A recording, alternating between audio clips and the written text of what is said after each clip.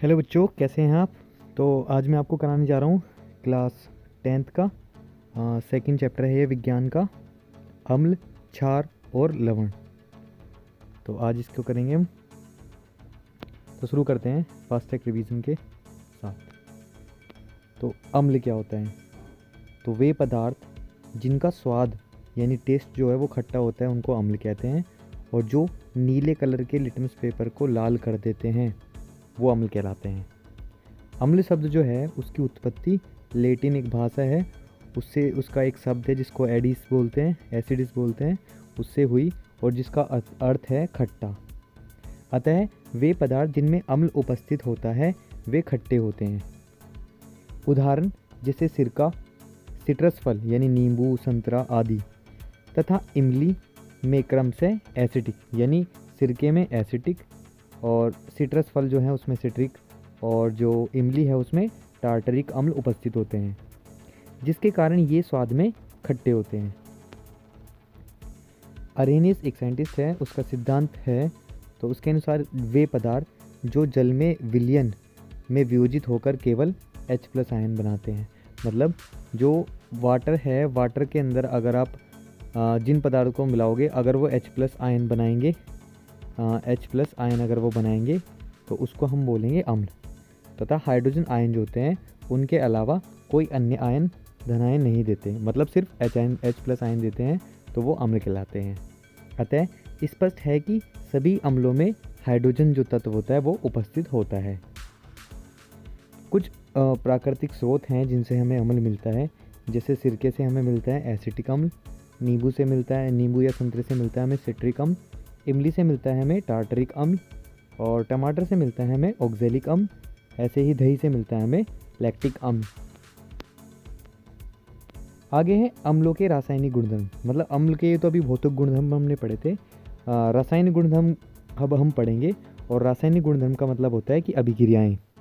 तो धातु के साथ अभिक्रिया करके अम्ल क्या बनाती हैं? मतलब धातु के साथ अभिक्रिया अम्ल विभिन्न सक्रिय धातु, मतलब अम्ल जो है अलग अलग जो सक्रिय धातु है, जैसे जिंक हो गया, सोडियम हो गया, मैग्नीशियम हो गया, इनसे रिएक्शन करके या अभिक्रिया करके हाइड्रोजन गैस को मुक्त कर देती है यानी निकाल देती है। आगे दिखाया गया है कि जो धातु है उसमें अगर हमने अम्ल मिलाया, तनु अम्ल, तो लवण और हाइड्रोजन गैस निकलेगी, जो निकल जाएगी गैस और बचेगा लवण। एग्जाम्पल है जिंक में हमने HCl यानी हाइड्रोक्लोरिक अम्ल मिलाया है, तो जिंक क्लोराइड बना और हाइड्रोजन गैस निकली। धातु जो होते हैं धातु कार्बोनेट हो या फिर हाइड्रोजन कार्बोनेट, यानी धातु कार्बोनेट या फिर धातु हाइड्रोजन कार्बोनेट से अभिक्रिया के करके मतलब क्या बनाते हैं, जैसे चूना पत्थर है, खड़िया है, संगमरमर है, कैल्शियम कार्बोनेट के विविध रूप हैं। मतलब हैं तो ये कैल्शियम कार्बोनेट ही, लेकिन अलग अलग रूपों में पाए जाते हैं। आगे है धातु कार्बोनेट। तो कार्बोनेट होता है CO3, जिसकी वैलेंसी जो संयोजकता होती है वो -2 होती है। अब हाइड्रोजन कार्बोनेट जो होता है या तो कार्बन या फिर हाइड्रोजन कार्बोनेट धातु के साथ, तो वो अम्ल के साथ अभिक्रिया करके एक तो लवण बनाता है, कार्बन डाइऑक्साइड बनाते हैं और जल बनाता है। आगे हम पढ़ेंगे धातु कार्बोनेट और धातु हाइड्रोजन कार्बोनेट, इनमें से कोई भी एक हो। जैसे अम्ल के साथ अगर वो अभिक्रिया करता है तो वो लवण बनाता है, कार्बन डाइऑक्साइड बनाता है और जल निकलता है, मतलब उत्पाद के रूप में। तो उदाहरण है कैल्शियम कार्बोनेट में हमने हाइड्रोक्लोरिक अम्ल मिलाया तो कैल्शियम क्लोराइड बना, कार्बन डाइऑक्साइड निकली और हाइड्रोजन जो वाटर बना उत्पाद के रूप में। धातु जो ऑक्साइड है उसके साथ अगर अम्ल अभिक्रिया करता है तो धातु ऑक्साइडों से अभिक्रिया करके लवण और जल बनाता है। मतलब धातु ऑक्साइड अम्ल के साथ मिलकर के लवण बनाती है और जल बनाती है। तो यहाँ पे क्या है कि जो धातु ऑक्साइड है ना वो क्षार का एक गुण है, मतलब अम्ल और क्षार मिलाते हैं तो लवण और जल मिलता है, और वही चीज़ कर रहा है धातु ऑक्साइड। तो जो धातु ऑक्साइड होता है उसकी जो प्रवृत्ति होती है वो क्षारीय होती है। तो इसमें दिखा रखा है कैल्शियम ऑक्साइड यानी धातु ऑक्साइड जब हाइड्रोक्लोरिक अम्ल यानी अम्ल से अभिक्रिया करता है तो लवण, कैल्शियम क्लोराइड और जल बनाता है। अगला टॉपिक है क्षारक या फिर भस्म। वे पदार्थ जिनका स्वाद तीखा होता है या फिर कड़वा होता है, या फिर हम उसे जब छूते हैं तो उसका स्पर्श जो है वो साबुन के जैसा चिकना होता है, मतलब स्पर्श अगर हम उसको करते हैं तो वो क्षारक कहलाते हैं। ये लाल लिटमस पेपर को क्या कर देते हैं, नीला कर देते हैं। अरेनिस जो साइंटिस्ट है उनके आयनिक सिद्धांत, उनका एक सिद्धांत है आयन के आधार पर। तो क्षार वे पदार्थ होते हैं जो जलीय विलयन में वियोजित तथा आयनित होकर ऋण आवेशित आयनों में के रूप में केवल हाइड्रोक्साइड आयन देते हैं। मतलब कि क्या है कि अगर पानी के अंदर हमने क्षार मिलाया तो क्षार हमेशा OH माइनस आयन देगा, तो ही वो क्षारक कहलाएगा। और वे क्षारक जो पानी में घुल सकते हैं क्षार कहलाते हैं। अतः सभी जो क्षार हैं वो क्षारक तो हैं, लेकिन सभी क्षारक क्षार नहीं होते।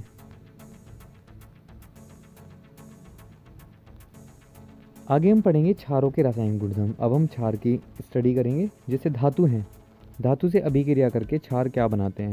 तो प्रबल क्षार क्रियाशील होते हैं और धातु से अभिक्रिया करके हाइड्रोजन गैस नहीं उत्पन्न करते हैं, जैसे अम्ल करता है। अतः इन्हें सक्रिय धातुओं के पात्र में नहीं रखा जाता। ये उन बर्तनों में इनको नहीं रखा जाता जिनसे ये अभिक्रिया गलती से ना कर लें। तो धातु के साथ अगर क्षार मिलाते हैं तो लवण और हाइड्रोजन गैस बनती है। जिंक में अगर हमने सोडियम हाइड्रोक्साइड यानी क्षार मिलाया तो जो लवण बना वो है सोडियम जिंकेट और हाइड्रोजन गैस, जो निकल जाएगी इस अभिक्रिया में।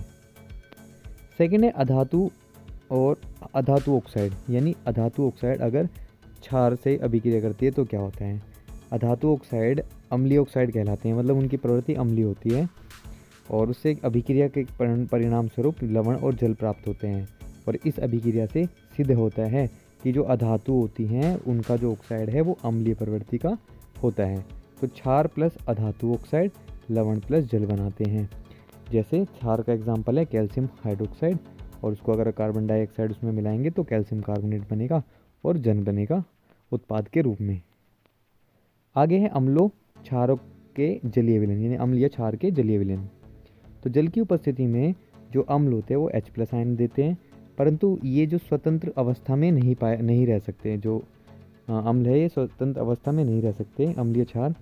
तो ये क्या करते हैं, H+ आयन जल के अणुओं के साथ संयुक्त होकर के H+ आयन जो है वो H3O बना देता है वाटर के साथ मिल करके। तो 3 आयन हो जाते, 3 हाइड्रोजन हो जाते हैं, तो ये बन गया H3O यानी हाइड्रोनियम आयन, इसका निर्माण करता है। अतः यह कहा जाता है कि ये जो जलीय विलयन होता है इसमें H+ जो आयन होता है वो हाइड्रोनियम आयन देता है। उदाहरण के तौर पर अम्ल मिलाया हमने जल में तो हाइड्रोनियम आयन बना, और क्लोरीन जो कि नेगेटिव आयन है, ऋणात्मक है, वो बना, और हाइड्रोजन के साथ जल मिलकर क्या बनाता है, हाइड्रोनियम आयन बनाता है। इस प्रकार जो क्षार होते हैं जलीय विलयन में OH- आयन हाइड्रोक्साइड आयन देते हैं। उदाहरण के तौर पर जो NaOH है वो जल की उपस्थिति में सोडियम और के धनायन और हाइड्रोक्साइड के ऋणायन में टूट जाता है। अम्ल और क्षारों में के मध्य अभिक्रिया, जब अम्ल और क्षार आपस में अभिक्रिया करती है तो क्या होता है।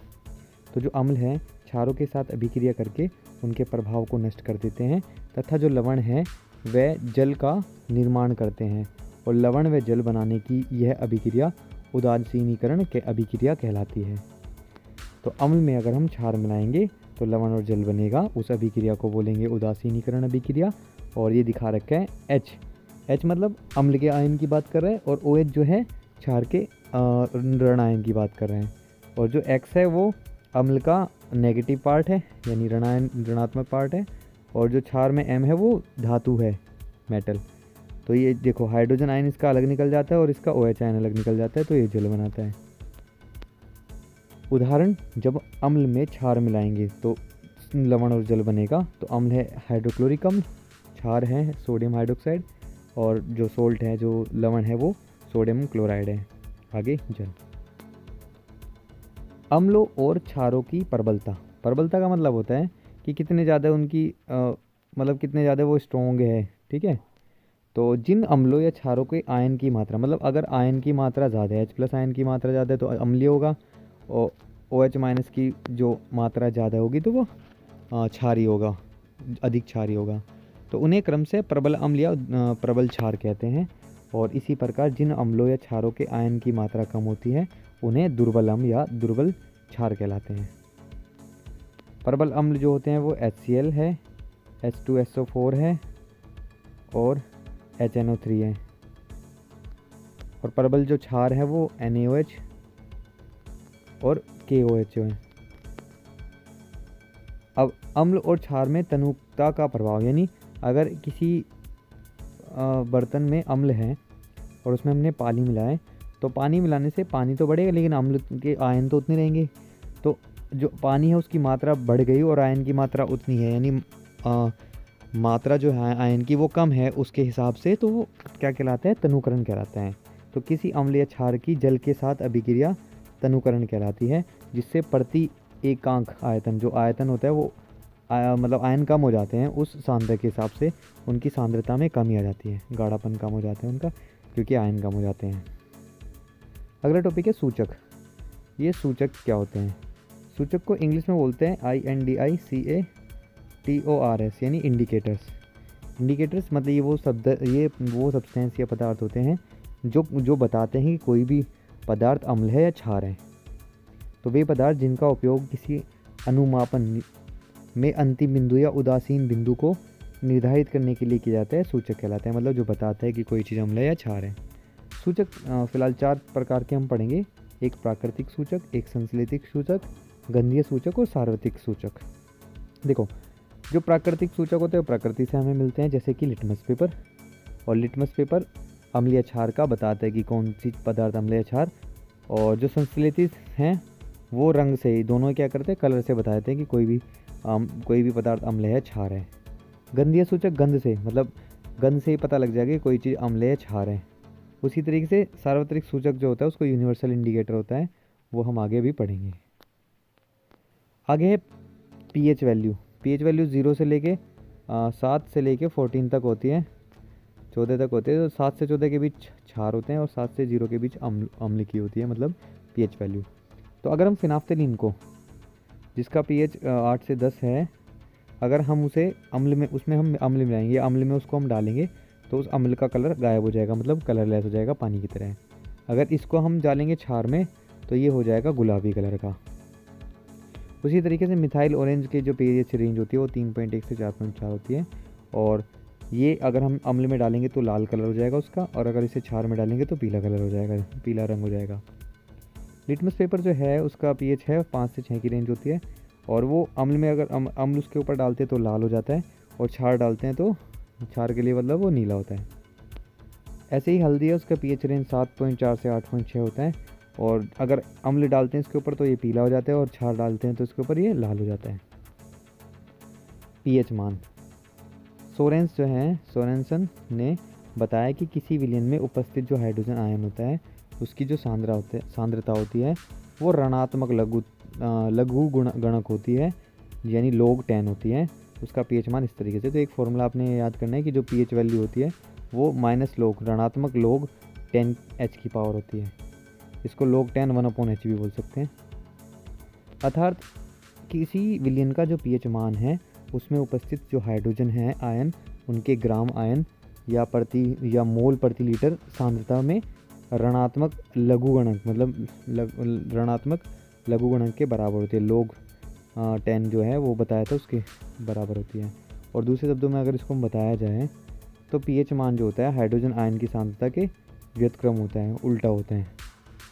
जैसे पीएच वैल्यू अगर 7 से ज़्यादा है पीएच वैल्यू तो वो क्षारीय होगा, पीएच वैल्यू 7 से कम है तो वो अम्लीय होगा पदार्थ, अगर वो वैल्यू 7 के बराबर है तो उदासीन होगा, ना वो अम्लीय होगा ना वो क्षारीय होगा। तो ये आयन को बताते हैं। H+ आयन जितने ज़्यादा होंगे वो पीएच वैल्यू कम होगी, और जिसमें OH- आयन ज़्यादा होंगे उसकी पीएच वैल्यू ज़्यादा होगी। और 7 का मतलब है उदासीन है, ना वो अम्ल है ना वो क्षार है। और 7 से 0 की तरफ चलते हैं, सांद्रता बढ़ती है तो अम्लीय। 7 से 14 की तरफ, 14 की तरफ चलते हैं तो OH आयन बढ़ते हैं, इसका मतलब क्षारीय प्रवृत्ति बढ़ती है। H और OH की जो सांद्रता है वो परिवर्तन के साथ पीएच की विभिन्नता पे भी फर्क पड़ता है। शुद्ध जल मुक्त इलेक्ट्रॉन की अनुपस्थिति के कारण जो उदासीन है वो होता है शुद्ध जल में ना मतलब इलेक्ट्रॉन प्रोटॉन, मतलब ना ही उसमें ऋण आयन होता है या धनायन, दोनों ही आयन नहीं होते। तो जो सार्वत्रिक सूचक है वो उससे संपन्न कागज जो है उसका पीएच मान ज्ञात करने इसमें प्रयुक्त होता है। आजकल जो पीएच मीटर होता है विद्युत युक्त पीएच का मान ज्ञात करने में प्रयोग किया जाता है, एकदम से मतलब बताया था पीएच। तो देखो ये पीएच दिखा रखा है, जिसका एक है जठर रस, जो मतलब हमारे पेट के अंदर होता है, पाचन क्रिया के अंदर यूज़ होता है। हाइड्रोक्लोरिक अम्ल, उसका जो पीएच होता है 1.2 होता है। नींबू के रस का लगभग 2.2 होता है। शुद्ध जल का जो पीएच होता है, शुद्ध जल या रक्त का जो पीएच होता है वो 7.4 होता है। मिल्क ऑफ मैग्नीशिया यानी फिर इनो जो आपने पढ़ा है, जो जब अम्लीयता बढ़ जाती है, पेट में एसिडिटी हो जाती है, तो इसका हम यूज़ करते हैं। उसके बाद है सोडियम हाइड्रोक्साइड, जो क्षार है, उसका पीएच लगभग 14 होता है। आगे दैनिक जीवन में पीएच का महत्व। हम दैनिक जीवन में पीएच का क्या यूज़ करते हैं, क्या उसका यूज़ होता है? तो जो पौधे होते हैं या जंतु होते हैं, उनके पीएच के प्रति वो संवेदनशीलता उनके अंदर पाई जाती है। जो जीव हैं, जीव जगत के जो जीव हैं, वो कम या न्यून पीएच मान क्षेत्र, जहाँ पे पीएच मान वैल्यू कम होती है, वहाँ पे जीवित नहीं रह पाते। जीवित रहते हैं, मतलब पीएच जो इनका न्यून पीएच होता है।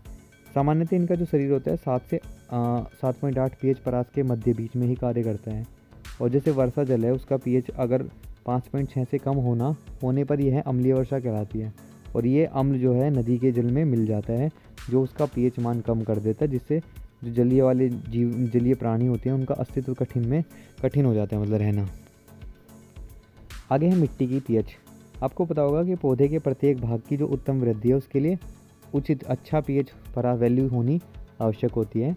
और उचित जो पीएच वैल्यू होती है, वो ज्ञात करने के लिए मिट्टी के जो नमूने हैं, उनकी पहले जांच की जाती है और पीएच मान ज्ञात किया जाता है। और पौधे की प्रकृति के अनुसार ही पीएच मान का निर्धारण किया जाता है कि उस पौधे के लिए कौन सी पीएच वैल्यू सही रहेगी। आगे है हमारे पाचन तंत्र का पीएच। हमारे उदर में, पेट में स्थित जो हाइड्रोक्लोरिक अम्ल होता है, वो भोजन के पाचन में सहायता करता है या सहायक होता है। और अधिक मात्रा में हाइड्रोक्लोरिक अम्ल अगर उत्पादन होता है, तो उदर के अंदर, पेट के अंदर गंभीर दर्द या जलन उत्पन्न होती है, जिसे एसिडिटी बोलते हैं। और जिसे मुक्त होने के लिए हम एंटी एसिड यानी प्रति अम्ल लेते हैं, जैसे कि इनो। तो HCl की अधिक मात्रा को अभिक्रिया द्वारा उदासीन कर देते हैं। और मिल्क ऑफ मैग्नीशिया, जो मैंने बताया था, इनो यानी ये प्रति अम्ल है, इसका अच्छा उदाहरण है। पीएच परिवर्तन के कारण दंत क्षय। अगर पीएच वैल्यू चेंज हो जाती है, तो दांतों का नुकसान भी होता है। जैसे मुंह का जो पीएच होता है, उसका मान होता है 5.5, उससे अगर कम होता है, अर्थात अम्लीयता होने पर जो दांत है उसका क्षय मतलब नुकसान होना शुरू हो जाता है, दांत खराब होने लगते हैं। तो दांतों की जो सुरक्षा है, उसके लिए दांतों पर कैल्शियम फॉस्फेट का इनेबल होता है। कैल्शियम फॉस्फेट का बना होता है जो दांत होता है ऊपर की लेयर, जिसका पीएच 5.5 से कम होने पर वो ख़राब होने लग जाती है, संक्षारण होने लग जाता है। और उचित दंत मंजन का इस्तेमाल, जो कि क्षारीय प्रवृत्ति का है, वो होने के कारण ये इनके प्रयोग द्वारा दंत क्षय को रोका जा सकता है। इसलिए ब्रश डेली करना चाहिए। पशुओं तथा पौधों द्वारा उत्पन्न जो रसायन हैं, उनसे आत्मरक्षा, मतलब वो इन रसायनों को उत्पन्न करते हैं अपनी आत्मरक्षा के लिए। जैसे मधुमक्खी का जो डंक होता है, उसमें अम्ल होता है, जो इसके द्वारा काटने पर यह हमारे शरीर में प्रविष्ट करता है और जिससे हमें भी जलन या दर्द का अनुभव होता है। डंक मारे गए स्थान पर बेकिंग सोडा या दुर्बल छाल लगाने पर आराम मिलता है। और इसी प्रकार कई अन्य जंतु हैं जो हम उचित उपचार द्वारा आत्मरक्षा कर सकते हैं। पौधे में पीएच। कई पौधों से हानिकारक अम्लों का स्राव होता है, मतलब निकलते हैं। जैसे कि नेटल एक प्रकार का शाकीय पौधा होता है, छोटा पौधा होता है, और इसके पत्तों में डंकनुमा बाल होते हैं। और जो जंतु के शरीर से छू जाने पर डंक जैसा दर्द होता है, क्योंकि इसके बालों में मेथनोइक अम्ल होता है जो निकलता है। और इससे उत्पन्न जो दर्द होता है, उसको दूर करने के लिए जो डाक है, उसके पौधे के पत्ते को रगड़कर उसका प्रयोग किया जा सकता है। आगे पढ़ेंगे हम लवण। तो किसी अम्ल तथा क्षार की उदासीनीकरण अभिक्रिया से प्राप्त जो आयनिक यौगिक होते हैं, उसको लवण कहते हैं। मतलब अम्ल और क्षार से अभिक्रिया करने पर जो बचता है, उसको लवण और कहते हैं, क्योंकि लवण और जल मिलता है उसके बाद। अरेनियस के सिद्धांत के अनुसार जो लवण है, वो जल में घोलने पर यह अपने अवयवी आयनों में टूट जाता है, प्लस अलग हो जाता है, माइनस अलग हो जाता है। तो लवण के जो जलीय विलयन है, उसमें धनायन और ऋणायन दोनों उपस्थित होते हैं। तो धनायनों को भास्मिक यानी क्षारीय मूलक बोलते हैं, और जो ऋणायन होते हैं वो अम्लीय मूलक बोले जाते हैं उनको, क्योंकि जो लवण है उसका जो धनायन होता है वो क्षार से, और जो ऋणायन होता है वो अम्ल से प्राप्त किया जाता है। लवण के जल अपघटन, मतलब लवण को जल में मिला करके उसमें विद्युत से द्वारा उन्हें तोड़ना, जल अपघटन जो होता है, उससे प्राप्त विलयन की जो प्रकृति होती है, इसके द्वारा प्राप्त जो अम्ल है या क्षारों की जो प्रबलता है उस पर निर्भर करती है कि कैसा अम्ल और क्षार है, उसी हिसाब से लवण की प्रवृत्ति होती है। तो अम्ल जो होते लवण जो होते हैं सामान्यतः वाष्पशील होते हैं, उसमें वाष्प नहीं होती, गंध नहीं होती इसके अंदर, और विद्युत संयोजक होता है, विद्युत का चालन भी करते हैं ये। पहला जो लवण है वो है साधारण नमक, जो कि है NaCl। NaCl जो होता है वो हाइड्रोक्लोरिक अम्ल और सोडियम हाइड्रोक्साइड की अभिक्रिया से प्राप्त होता है, उत्पन्न होता है, जिनको जो लवण है वो सोडियम क्लोराइड कहलाता है। उदाहरण के लिए हाइड्रोक्लोरिक अम्ल में जब सोडियम हाइड्रोक्साइड मिलाते हैं तो सोडियम क्लोराइड और जल बनता है। यह एक उदासीन लवण होता है। और साधारण जो नमक होता है NaCl द्वारा कई उपयोगी पदार्थ जैसे sodium hydroxide, baking soda, washing soda, विरंजक चूर्ण आदि प्राप्त किए जा सकते हैं, और इसे खनिज नमक भी कहते हैं क्योंकि बहुत सारी चीज़ें इससे प्राप्त होती हैं। अगला जो लवण है वो कास्टिक सोडा है। रासायनिक नाम इसका है sodium hydroxide NaOH। Sodium chloride के जलीय विलयन में सोडियम क्लोराइड को नमक को जल में डालने पर जब उसमें विद्युत धारा प्रवाहित की जाती है तो NaCl टूट करके सोडियम हाइड्रोक्साइड प्रदान करता है, और यह प्रक्रिया क्लोर क्षार प्रक्रिया कहलाती है क्योंकि इसमें क्लोरीन और एक क्षार प्राप्त होता है। तो क्लोरीन और उसके साथ एक क्षार जो है वो प्राप्त होता है, इसलिए इसको क्लोर क्षार प्रक्रिया कहते हैं। यानी सोडियम क्लोराइड के अंदर जल के अंदर इसको मिलाने पर ये तोड़ दिया जाता है, हाइड्रोजन अलग हो जाती है, क्लोरीन अलग। उपयोग जो होता है सोडियम हाइड्रोक्साइड का, वो उपयोग धातुओं से ग्रीस हटाने में, धातुओं से मतलब कपड़ा धोने में यूज़ किया जाता है। और अपमार्जक तो होते हैं, ड्राई क्लीन में इसका यूज़ होता है। अपमार्जक जैसे डिटर्जेंट होते हैं या कागज़ के निर्माण में या फाइबर को बनाने में इसका बहुत इस्तेमाल होता है। अगला है विरंजक चूर्ण। रासायनिक नाम जो है कैल्शियम क्लोरोहाइपोक्लोराइट बोलते हैं इसको, और क्लोराइड ऑफ लाइम तथा क्लोरीनेटेड लाइम से इनको जाना जाता है, अलग अलग इसके नाम है। सामान्य नाम इसका ब्लीचिंग पाउडर होता है, और इसका अणुसूत्र होता है CaOCl और Cl, या फिर कैल्शियम ऑक्सीक्लोराइड यानी CaOCl2 भी इसको बोल सकते हैं। निर्माण की विधि यानी ये निर्माण कैसे होता है इसका, तो औद्योगिक स्तर पर उद्योग के रूप में इसे हेसन क्लेवर अथवा बैचमैन विधि, ये प्रोसेस है, इनके द्वारा शुष्क बुझा हुआ जो चूना है उस पर क्लोरीन गैस की क्रिया द्वारा इसको प्राप्त किया जाता है। यानी जो कैल्शियम हाइड्रोक्साइड है उसमें क्लोरीन मिलाने पर कैल्शियम ऑक्सीक्लोराइड और जल प्राप्त होता है। जो विरंजक चूर्ण है उसका जो उपयोग है वो सूती तथा लिनन जो वस्त्र होते हैं या फिर लकड़ी की जो लकड़ी के जो रेशे बनाते हैं उनको बनाने में विरंजक इसका यूज़ किया जाता है। विरंजन में सफाई में, साफ पीने वाले जल को साफ़ करने में, जीवाणु को मारने में, और क्लोरोफॉर्म जो नशे के मतलब जो बेहोश कर देता है एक ऐसा शब्द वो पदार्थ है क्लोरोफॉर्म, उसको बनाने में इसका यूज़ किया जाता है। और यौगिकों के ऑक्सीकरण तथा चीनों को सफ़ेद करने के लिए भी इसका इस्तेमाल किया जाता है। जो विरंजक चूर्ण है वो एक मिश्रण है और इसका अणुसूत्र अनुभार नहीं होता। अब खाने वाला सोडा और बेकिंग सोडा। रासायनिक नाम इसका सोडियम हाइड्रोजन कार्बोनेट है या फिर सोडियम बाइकार्बोनेट इसको बोला जाता है। NaHCO3 इसका फॉर्मूला है और अणुभार इसका 84 यानी 84 है। इसको बनाते कैसे, इसका निर्माण कैसे होता है, तो प्रयोगशाला में इसे सोडियम कार्बोनेट के ठंडे जलीय विलयन में कार्बन डाइऑक्साइड गैस प्रवाहित करके बनाया जाता है। NaCO3 जो है सोडियम कार्बोनेट जो है या फिर H2O जो है ये जो मिला करके एक साथ सोडियम बाइकार्बोनेट को बनाया जाता है। इसका जो उपयोग है बेकिंग पाउडर का बेकिंग सोडे तथा पोटेशियम हाइड्रोजन टार्ट्रेट दोनों को मिला करके बनाया जाता है इसको, और झागयुक्त पेय पदार्थ बनाया जाता है। और अमाशय की अम्लता है एसिडिटी को कम करने के लिए इसका उपयोग औषधि के रूप में किया जाता है क्योंकि ये प्रति अम्ल का काम करता है। जो चर्म रोग होते हैं निदान में या कच्चे दूध के फटने के लिए के समय बढ़ाने के लिए तथा आग बुझाने वाले यंत्रों में भी इसका उपयोग किया जाता है। आगे है धोने वाला सोडा यानी धावन सोडा। तो रासायनिक नाम इसका है सोडियम कार्बोनेट या डेकाहाइड्रेट, मतलब इसमें सोडियम कार्बोनेट है और उसमें कुछ अणु किसके हैं, जल के भी हैं। तो सामान्य जो सोडियम ऐश होता है या क्रिस्टली सोडियम कार्बोनेट होता है वो अनुभार उसका 286 होता है और अणुसूत्र होता है Na2CO3 10H2O मतलब डेकाहाइड्रेट।